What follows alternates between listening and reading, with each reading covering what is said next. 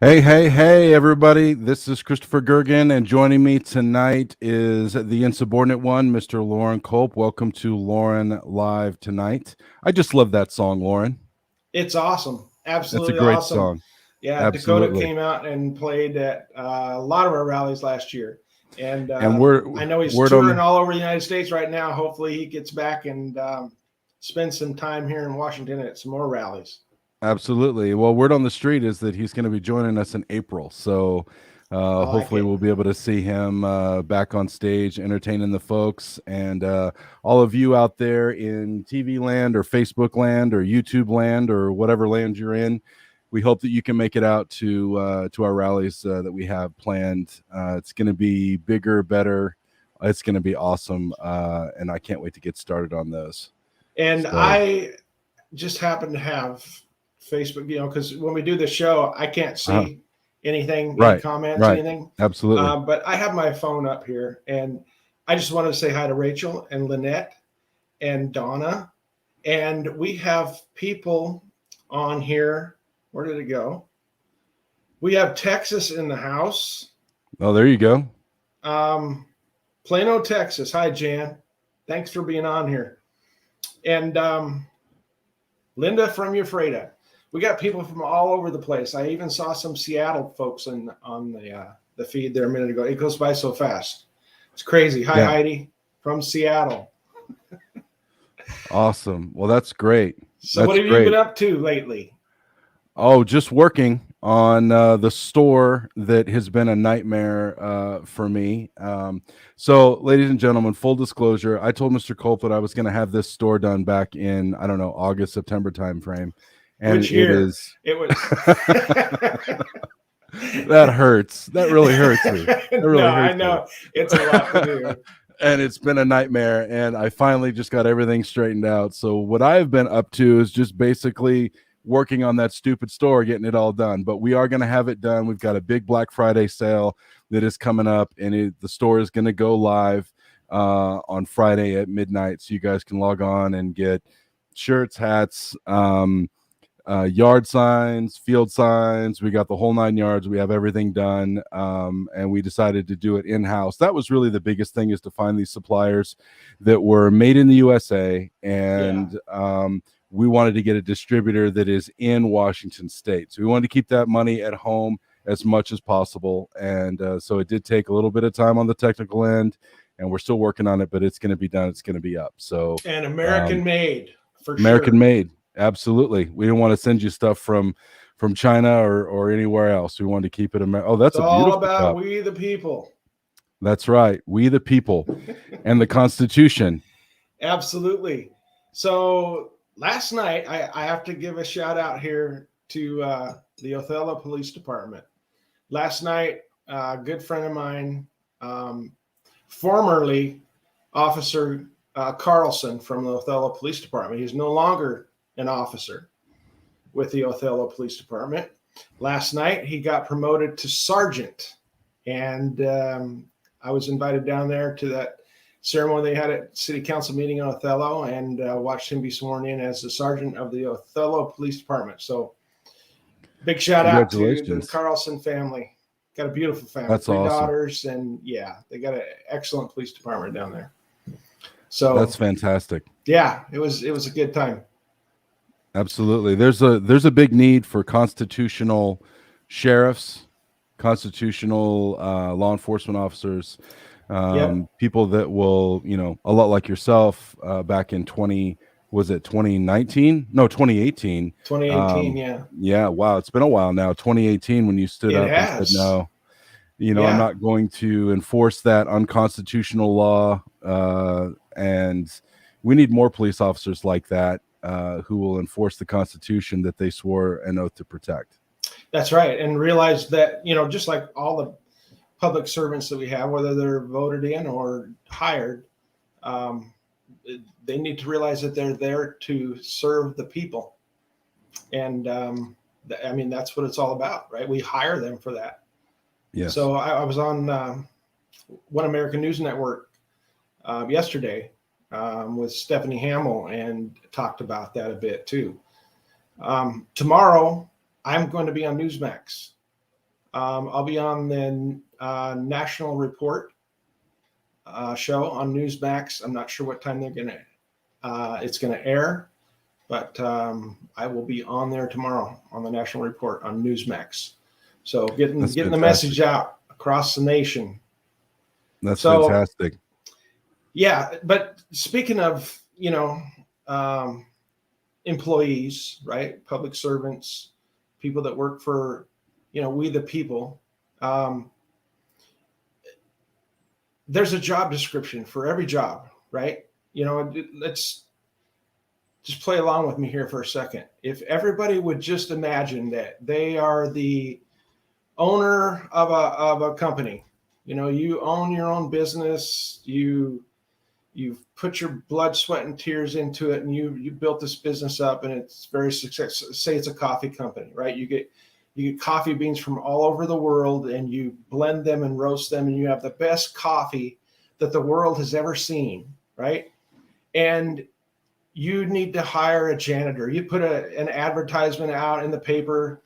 You need a janitor to clean warehouses, right? So you put an ad in the paper for a janitor, and Christopher Gergen shows up and says, "I would like that job." Yeah, I know you probably wouldn't like that job, right? But yeah, I'm not. I'm unemployable. I just want to go on record and say I'm completely unemployable. But go on. You would rather build stores on websites, right? Yes. But, okay, that's exactly right. Christopher Gergen shows up and wants to apply for the job. You hire him. You explain his job description to him. Give him an employee manual that describes his job, what he's supposed to do. You show him the warehouse that you want him to clean up, and you go about your business as the owner of this business. And you come back out a couple hours later, expecting the warehouse to be completely spotless, and Christopher doing a good job. But you get out there, and what's he doing? He's emptying coffee beans out of bags and mixing them and roasting them. Now, he's doing the job that he didn't get hired to do. He's doing a job that wasn't in his job description. He's probably ruining your business because now you have a bunch of coffee beans that are all mixed up and not the blend that you normally would make and send out to your customers. So he would probably get fired, right? He's hired to clean up the warehouse, told to follow the employee manual, told to do the job that he was described and hired for, and he would get fired, right? I'm sure everybody would think that would be the case. The same is true for public servants, right? They are hired by us. We elect them. We pay for them. They are our employees. And the Constitution is their employee manual, and it has their job description in it. We have so many public servants that are out there doing things that we didn't hire them to do and screwing up things in the process, right? So as their employee or as their employer, we need to fire them. If they're not following the manual, which is the Constitution, there it is, that tells them what their job is, right? And if you read the 10th Amendment, it says that anything not written in here for them to do, it's left up to the people in the states. Loren, can you read that to the people? Can you read the 10th Amendment? The 10th Amendment? Yeah. Absolutely. And by the way, that does sound exactly what would happen to me personally if I was hired to do anything in a shop. I would probably be fired within the day. Well, yeah. I mean, think about it. And this kind of puts it into perspective too. If you hired a contractor to put a new roof on your house, mm-hmm. and you go on vacation for a few days to let them get the job done, and you come back and your house the interior is all torn out of your house. The kitchen's gone, all the cabinets are gone, the carpet, and they're in there remodeling, you'd probably be a little bit ticked off. They're doing something they weren't hired to do. And that's what our public servants, a lot of them, are doing. They're doing Mhm. things they weren't hired to do. They're doing things that aren't in the instruction manual for them to do. So the 10th Amendment, it's here somewhere. There it is. The 10th Amendment to the United States Constitution says the powers not delegated to the United States by the Constitution, nor prohibited by it to the states, are reserved to the states respectively or to the people. That's pretty clear. That's it? That's it. That's the end of the 10th Amendment. That's it. the last thing. That's the dot on the I that the founders wanted to put when they wrote the first 10 amendments was, if it's not written in here, federal government, you can't do it. It's left up to the people in the states. You know, during the debates on the Constitution and the amendments, you know, a lot of the representatives wanted to add a whole bunch of things, you know, that, well, government, you can't do this, you can't do that, and you got to leave this alone. So they came up with the 10th Amendment. Instead of saying what you can't do and having a list that's endless, they wrote the 10th Amendment. If it's not in here, you can't do it. And there's so many people, especially in government, that don't understand that because they haven't read this. That takes a lot of wisdom too, you know, because they knew invariably what would happen if we do a line item list. Yeah. That somebody's going to do something and say, well, listen, it's not on your list, so I can, by default, I can do it because you didn't tell me I couldn't do it. Whereas the 10th Amendment is more of a catch-all to say that, listen, unless we specifically said you can do this, then you can't. And right. Well, yeah. Imagine, you know, as new technology comes out, like, you know, when cars were invented and cars were mass produced. If we had a laundry list of things the federal government couldn't do, then we could have representatives say, well, we need to supply a car to every American and their kids. It doesn't say we can't. Right. So the 10th Amendment covers all of that. It doesn't matter. If it's not written in the Constitution for the federal government to do, then they shall not do it. It's left up to us. That's what freedom's all about. You know, it's interesting. So, you know, in addition to this, I also work in other industries, one of which is extremely liberal, extremely liberal. And something that we're seeing in that industry, which is the entertainment industry, is a call for constraint, a call for not Republican values, but a call for constitutional values, a call for let's go back to the way things were when things were good, because the way things are isn't working. And it's interesting that in that industry in particular, people were afraid to speak up because you could lose your contract or you could lose your job. And more voices are being unafraid of being canceled. You know, I think of guys like Dave Chappelle. I don't like Dave Chappelle's politics whatsoever in any way. I think he's hilarious as a comedian, and I support that. I don't support his politics. But then when he said what he said about transgenders and these different people, he said it in one of his comedy shows, or one of his comedy specials. The woke left came and tried to cancel him and shut him up. And you know, in addition to all the other people that wokeness has tried to cancel, it is really, Loren, it has really woken people up to, wait a minute, what about the First Amendment? Well, wait a minute, how many amendments are there?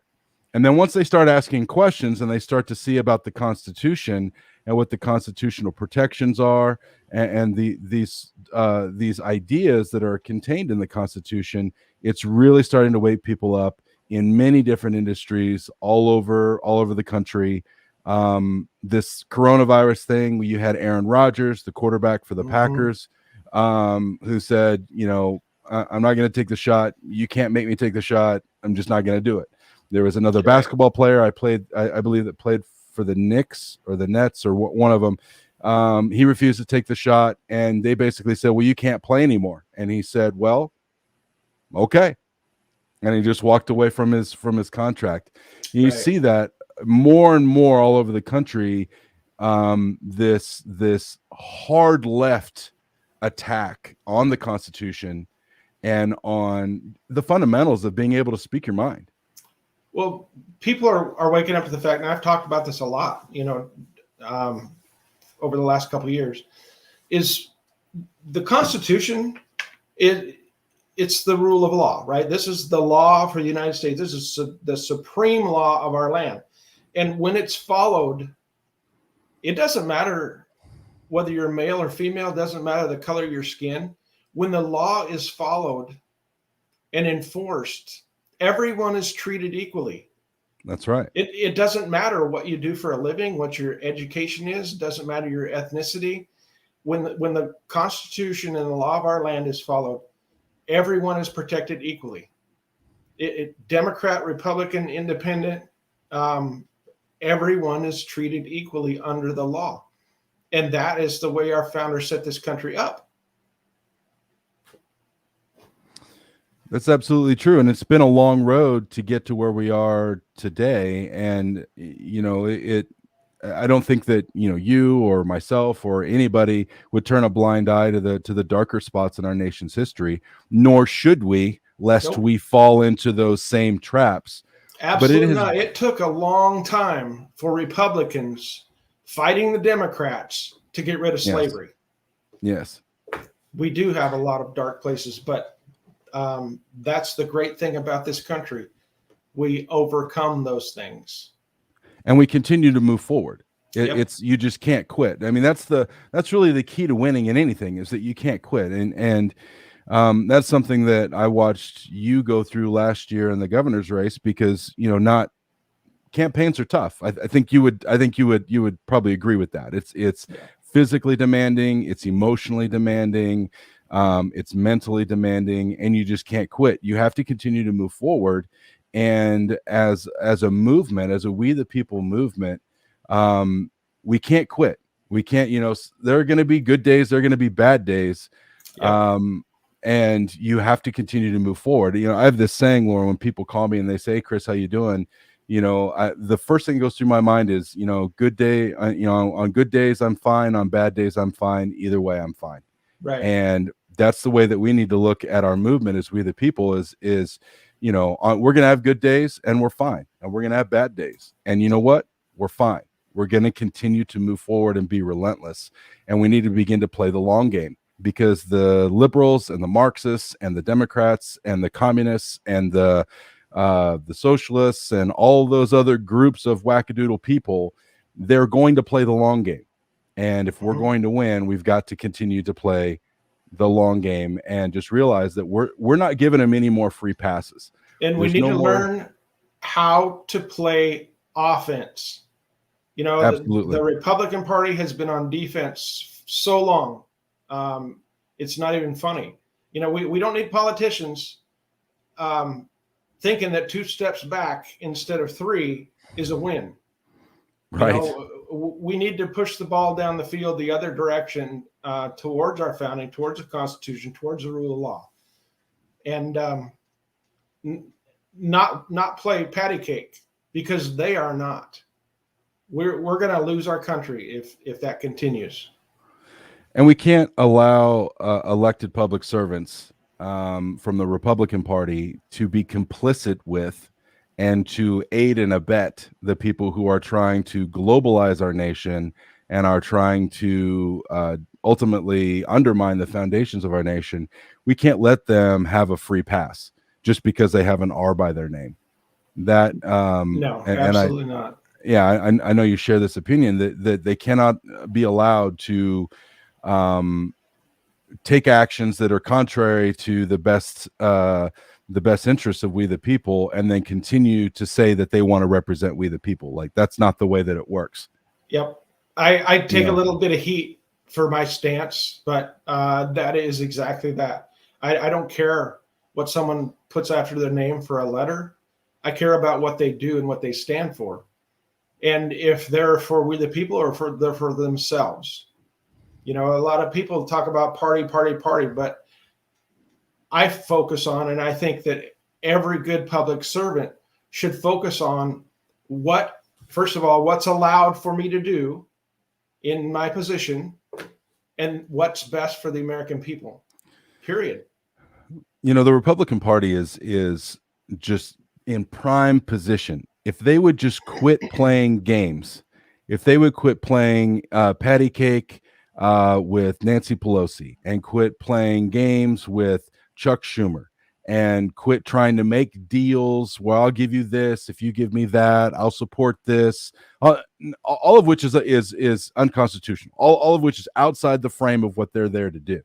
But they're there making deals, and they're ultimately selling the nation down the river, on a local level, Lauren. And I see this all over the country. If the state parties would come together and just get on the side of we the people, right, just get on the side of the Constitution, the Republican Party would be so large and would be so immovable that they would not know what to do with all the people that want to be involved.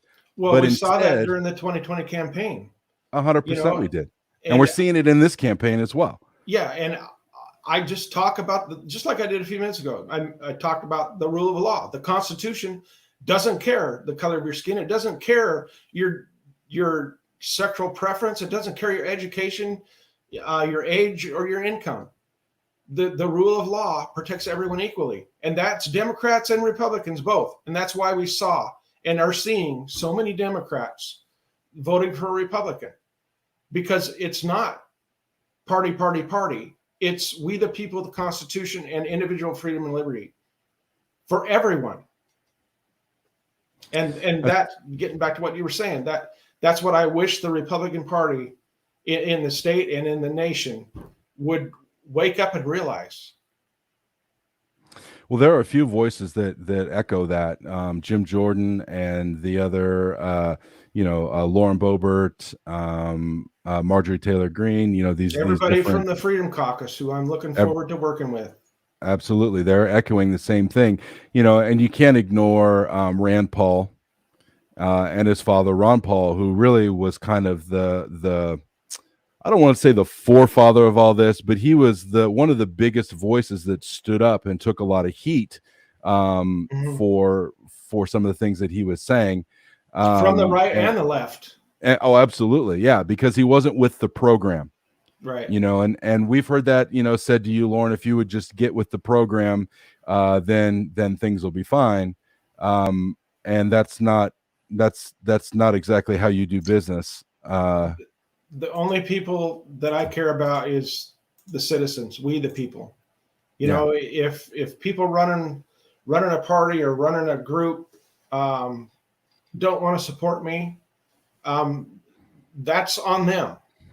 Yep. The only people that I'm looking to take care of as far as a public servant, and the only people that I want the endorsement from is we the people. That's 100%. Why I don't run around the country hunting for endorsements from people. The only endorsement that I'm seeking, and the only people that I'm going to be serving, is we the people. 100%. That's absolutely right. And that's how you gained so much momentum and so much support last year for governor, clearing a field of 34 other challengers outside of the governor and yourself. There was 36 total. You cleared 34 of them, and did it handily. Wasn't even close. And the reason is because you took the side of the people. And right. Ladies and gentlemen, there are more of you.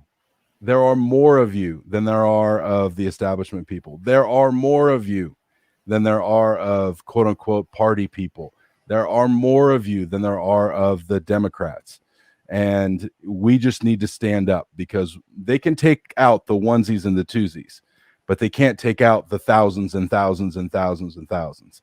And if you want to become a problem, join hands with fellow patriots, attend school board meetings, attend city council meetings, attend legislative meetings if you can get over there to Olympia.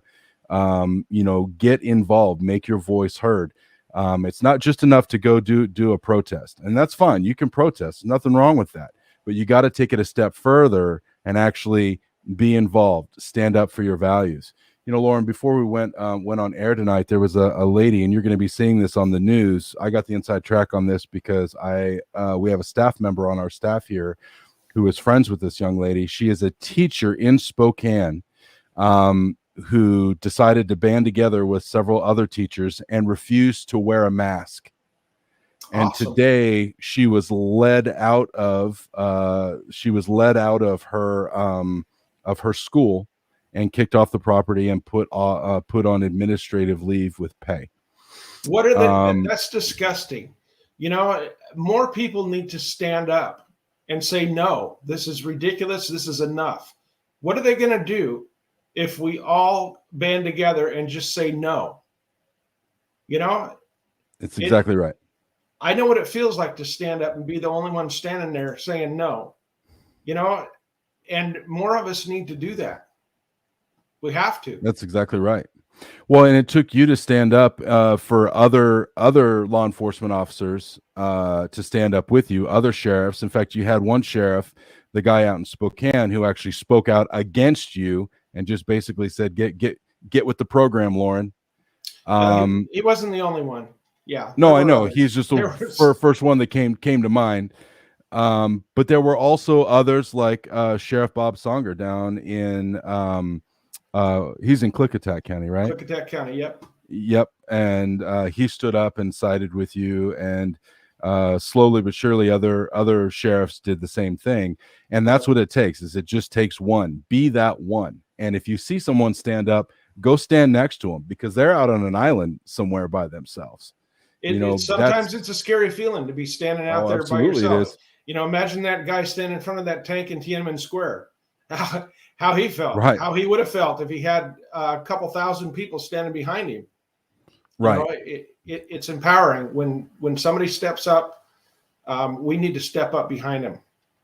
Yes, that's absolutely true. And we're seeing more and more of that. And that goes with campaigns as well. This campaign is standing up against a rhino, a guy that's been in Washington, D.C., making deals on both sides of the fence. On one side, he's supporting farmers, and then on the other side, he's screwing the farmers and making sure that their opponents overseas get the work. And right. And that's just one issue. There are many, and we'll go through them through the course of this campaign. But we have to get rid of these types of people. This campaign is standing up against that. Down in the 3rd district, you've got Joe Kent down there. You've got Heidi St. John, the two Republicans that are running against Jamie Herrera Butler. At this point, we're not going to get on a side. You endorsed Joe Kent. We hope that Joe Kent does well there.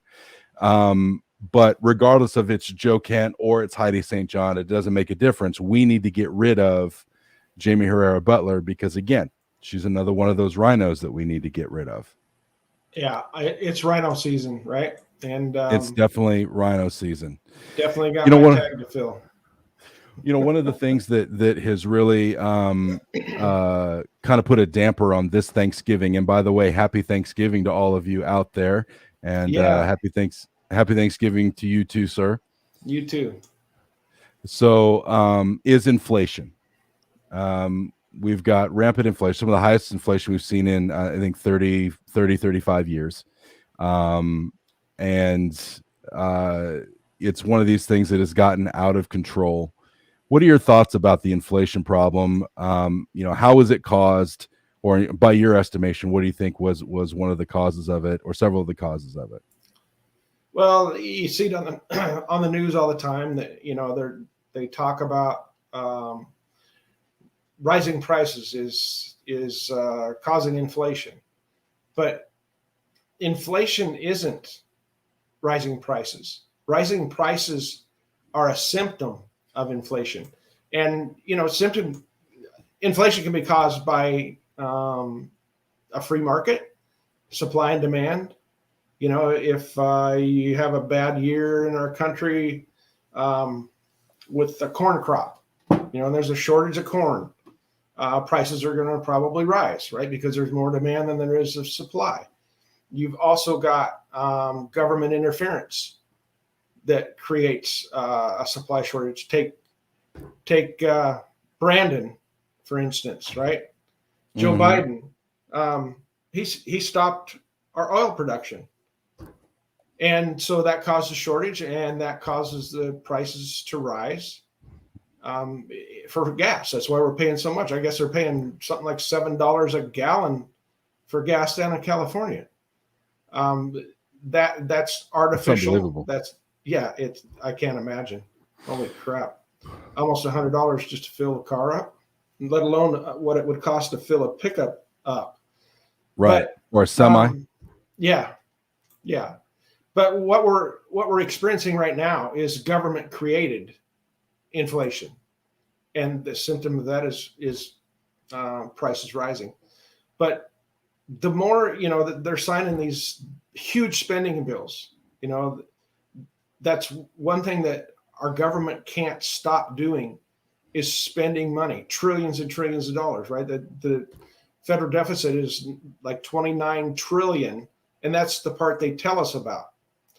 And so you have the Federal Reserve, which, by the way, is not a federal agency. It's a private banking cartel that was put in place in 1913. You have them printing money like crazy.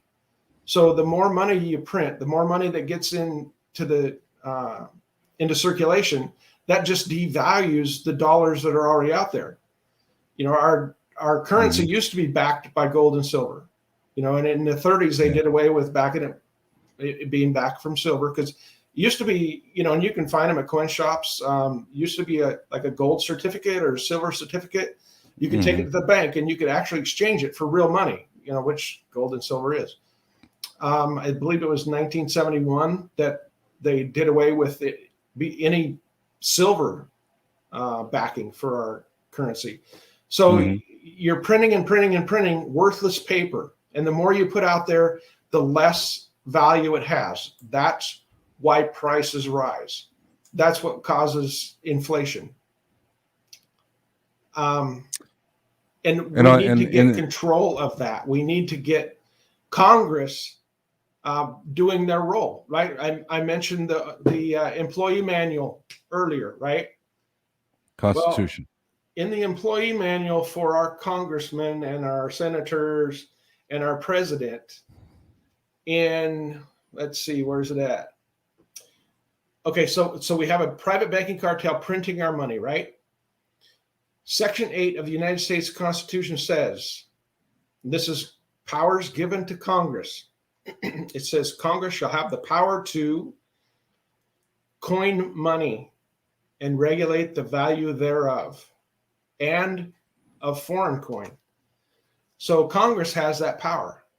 Yes. But Congress gave that power up. And we now have a private banking cartel that is printing worthless paper.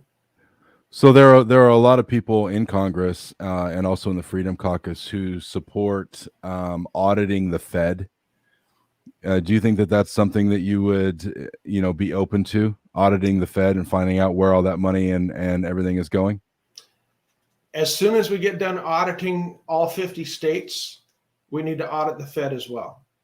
Yeah, and 100%. Then Congress needs to take back its job, its job description, which is right here, and do their job, and take care of what they're supposed to take care of. It also says that in, section 10 of their employee manual, it says that no state shall enter into any treaty, alliance, or confederation, grant letters of marque and reprisal, or coin money. That job is the job of the federal government, specifically of Congress. And just like the war powers, Congress is the only one that has the power to declare war. They have given that power to the executive branch. Right. They have given the power over our money to a private banking cartel. And they print and print and print. And our money becomes less and less valuable. And the prices, the more dollar bills it takes to buy things. You could, I think the first time Barb and I ever bought a house was in 1980, probably. And it was $12,000 for a 2-bedroom house. Yeah. And $12,000.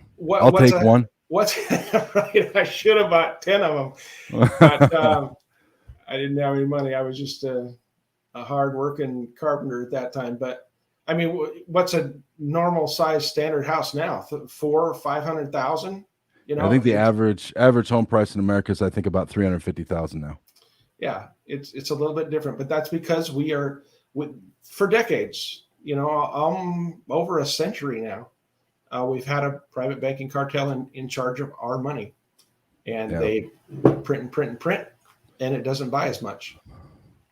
So, ladies and gentlemen, we're going to continue this conversation. Please put your questions for Mr. Culp here. We're going to take maybe 5-10 minutes worth of questions, if that's okay with you. I can see the comments down here, so if you want to ask Mr. Culp a question pertaining to the campaign and issues where he's at on different things, then feel free to do that, and I'll push those out to Mr. Culp. We'll try to get your questions answered.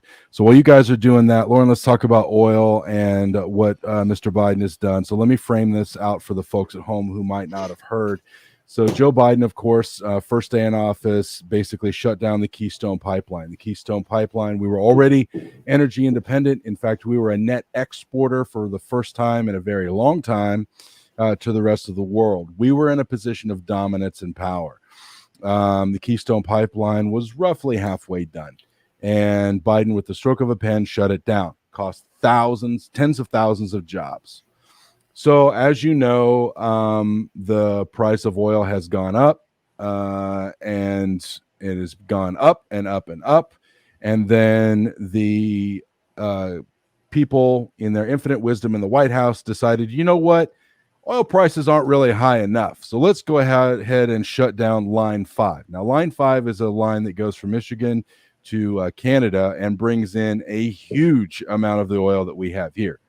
So when investors saw and oil companies saw that there's a strong possibility that some of their available inventory is going to be cut off, what do you think happened to prices? They went up because you have supply side pressure on the price, which raises it. So, long story short, now all of a sudden, Mr. Biden has come out and said, "Oh, we've got a problem with oil. We don't." Can my friends around the world please release some of your oil? So now he's tapped our oil reserves. Our oil reserves are there for national emergencies, things like war, natural disasters, tornadoes, hurricanes, tsunamis, earthquakes, things like that. That's what you have national reserves for. Not mismanagement of policy. That's not what strategic reserves are for. Well, now wait a minute, Chris. Wait. Hold on a second. He's not mismanaging policy. Okay, you're not thinking like Joe Biden. Joe Biden is not mismanaging anything. He's doing everything purposefully. He's doing everything the way he wants to. He's not mismanaging as far as he's concerned. And as far as the globalists is concerned, he's managing this perfectly. He is helping to bring down the United States of America and turn us into a communist nation. So yes, he's not mismanaging. He's doing a good job as far as the globalists are concerned. Yep. Yeah. No. Yeah. As far as his handlers are concerned, but as far as we the people is concerned, no, he's not is a complete failure. So now he's tapping OPEC, which, if those of you who don't know, OPEC is basically a confederation of oil producing nations in the Middle East who supply oil into the global market. Okay. And so they're one supplier. So Canada's a supplier, Russia's a supplier, the United States is a supplier, OPEC is a supplier. So now he's gone to all these people and said, hey, you know what? Would you guys mind turning on your spigot a little more so we can get more oil into the market? And I'm not sure, Mr. Culp, I'm not sure if that's going to work. Do you think that Biden's tanking poll numbers are going to be a compelling reason for OPEC and the other nations of the world to turn on their spigot for him? Well, who's got the upper hand here? It's not the Biden administration. Nope. It's the oil producing countries. And why in the heck would they lower their price when they're making trillions of dollars on this stupid old administration running the United States? Right? They don't owe Biden anything, but Biden owes people around this world more than we will probably ever find out, including China. Yeah, so that's exactly no, they're not correct. going to do that. But he's doing it purposely to cause pain on us, obviously, and move us towards all electric vehicles. So Most people can't afford an electric vehicle, for crying out loud. I can't even afford a golf cart. right. An electric golf cart. Those aren't cheap, by the way. No, they are not cheap. But to go buy a regular car, an electric vehicle, they are not cheap. Most people can't afford a new car, period, let alone, an electric car. But in his infinite wisdom and the globalist green agenda, that's what we need to do. We need to force people to not have gas burning cars. Right. For their own good. I have a question here. Okay. What happened to Minutemen Coffee? That's an excellent question. Nothing has happened with Minutemen Coffee. They are doing excellent. The reason that you're not seeing them as a sponsor on my show is because running for office, I can have a sponsor. I was doing my show before I was running for office. I can have a sponsor of that show. The only thing is, I cannot talk about being a candidate or running for office if I'm on my show with a sponsor. So instead of having multiple shows every week, we don't have a sponsor for the show, and we can't have a sponsor for the show. But as far as Minutemen Coffee goes, I'm good friends with the owner. I buy their coffee all the time, and that's all I can say about that. It's a compliance issue with the FEC, and Mr. Culp isn't going to do anything to violate that. Mr. Culp, Desiree Miller Schmidt has a question. She says, "Question, Chris. I'm wondering how our lawmakers get away with being exempt from laws they are subject to. This is completely backward. I'm not going to say how she said it. This is completely backward. Help me to understand." So can you explain a little bit about how these lawmakers pass these laws and exempt themselves from them?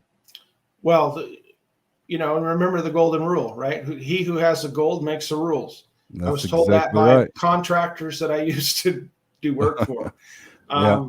And they're making the laws, and they make them, it's laws for us, but not for them. And that's because we have a bunch of people that don't care about we the people. They care about themselves. They care about their special interest groups. That's how they spend a lifetime in public service, right? As a public servant, and end up being multi-millionaire. I think Nancy Pelosi's worth like $250 or $350 million. And she's been a public servant her whole life. Yeah. Now, how does that work? Because they care about themselves. She's a legacy Democrat. Her father was the mayor of Baltimore. Her family she's a dynasty family. And, the only way that a politician gets rich through politics is through corruption.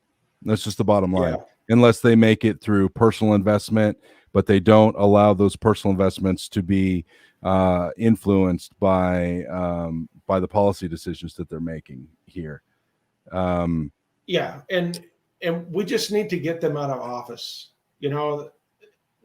That's what it comes down to.